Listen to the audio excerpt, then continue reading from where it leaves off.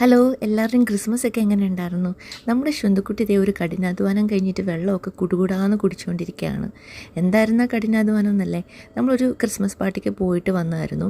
പോയിട്ട് വന്ന പാടെ നാപ്പി പോലും മാറാതെ ഒരാൾ തനിക്ക് കിട്ടിയ ഗിഫ്റ്റൊക്കെ അൺബോക്സ് ചെയ്യുകയാണ് കേട്ടോ. ഓരോന്നെടുത്ത് താഴെ ഇടുന്നുണ്ട്. ഒരെണ്ണം അതിൻ്റെ ഇടയ്ക്ക് തന്നെ അവൾ ഓപ്പൺ ചെയ്ത് നോക്കുന്നുണ്ട് കേട്ടോ.